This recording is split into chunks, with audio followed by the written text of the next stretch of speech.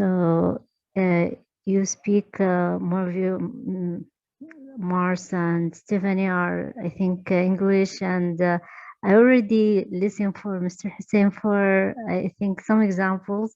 I actually also saw this workshop from his Instagram account.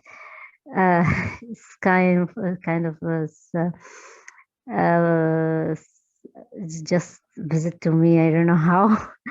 So I just want to ask about voiceover in different languages. How can you improve yourself in that? Even if you want to talk about, for example, your native language, or for example, for foreign language. So can you just give us for some suggestions on that, please? Okay, so maybe I answer first.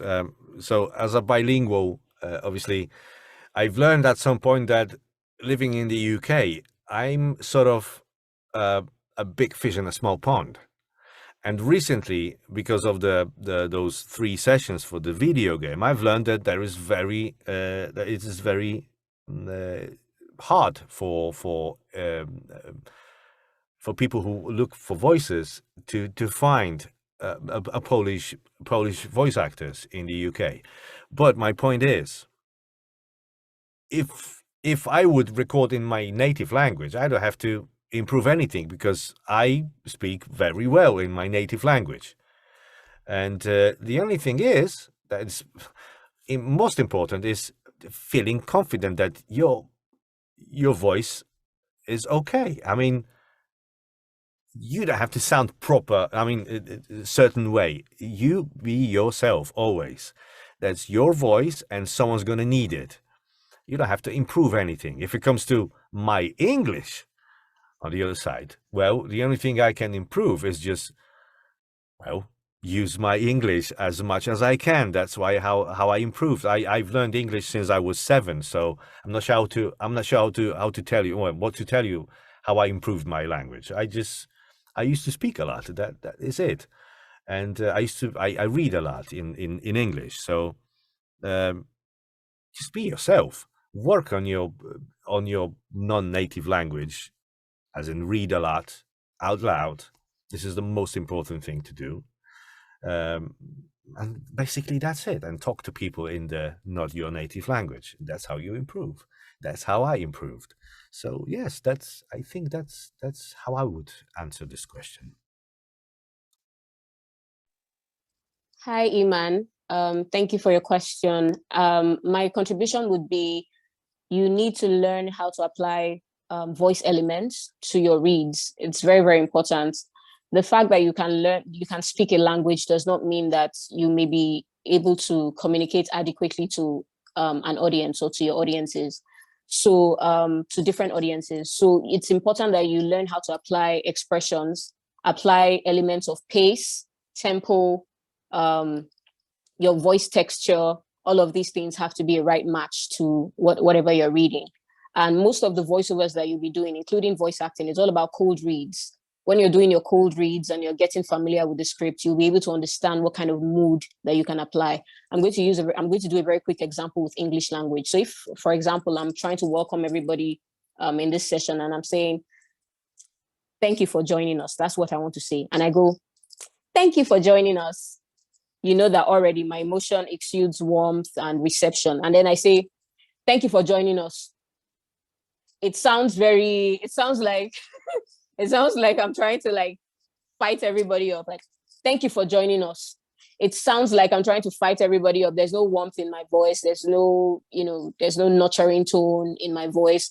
Then I'm not communicating accordingly, because the idea is to make everybody feel welcome. So if the same thing applies in your language, in your native language. So that's exactly the point I'm trying to make.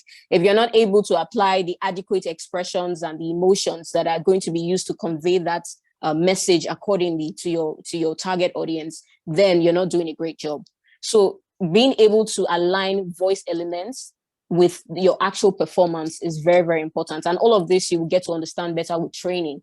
And even if you sign up for training, it doesn't stop you from just really researching. I always tell people, don't be afraid to research anything, whether it's how to take care of your voice or whether it's how to set up your own home studio. There's always answers online. There are free tutorials. You find a lot of videos on YouTube, a lot of answers to your questions. But then you need to learn voice elements. Some people talk very slow by nature, and they have to learn to pick up that pace. They have to learn to create a balance between doing fast-paced reads and doing reads that require a slower pace. So I would really say just really focus on learning voice elements and applying expressions and emotions to your reads. As you practice, it will get better and come together.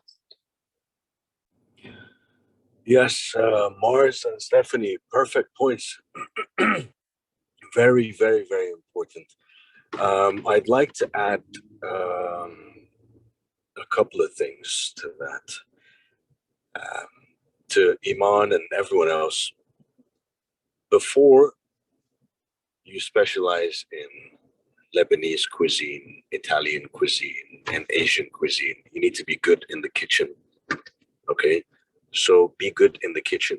Find the similarities that all these cuisines have, everything that they share, everything they have in common. A lot of it you just mentioned, Stephanie. Projecting your emotions, living the script instead of reading the script, emotions,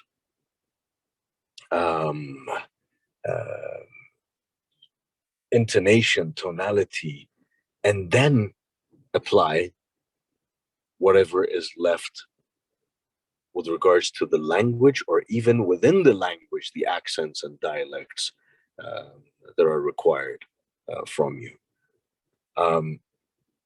Because, for instance, I believe Eiman is an Arabic speaker. In Arabic, we call it makharij al-huruf, which literally means intonation more than pronunciation, because to pronounce is you giving it the melody and the intonation and the flavor, but to enunciate is extremely important. And once again, it applies to all languages. So I think Eiman and everyone else, don't confuse yourself, okay, or be too focused on the language that the script starts causing you panic attacks and scares you. Don't be scared from the script. That's why I said be good in the kitchen before you specialize in a specific cuisine. Because if you master the kitchen, any cuisine that comes your way, even if you have to improvise, you'll make it happen. So don't let the language, the dialect, the script, the pronunciations, to enunciate, don't let anything scare you.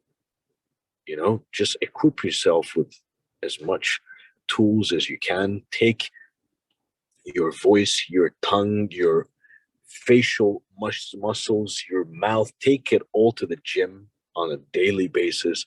Work out on the daily basis. Work on the stamina that you have, because what's more important than the language that you're concerned about now is the energy and stamina that you start a script and end it with. It's these kind of things that you should focus on and practice on. And I don't say or encourage you to not look at the languages. On the contrary, as Mars and Stephanie both said, practice, read a lot, talk a lot, engage with people in whatever language it is that you're concentrating on. But I think personally, maybe that's my opinion, focus on the actual ingredients. The rest will come. Everything will fall into place. But you need to practice daily, not weekly even, daily. Because once you start becoming rusty, it's an issue. And don't ever reach a point where you're like, okay, I've got it, so I'll stop practicing now because I got it. Because you'll start moving backwards. That's a step forward and 3 backwards. So yeah, focus on the kitchen and less on the linguistics, because it'll come with practice. Yes, that is true. My first voiceover mentor used to say, keep your tools sharp. That's what it is.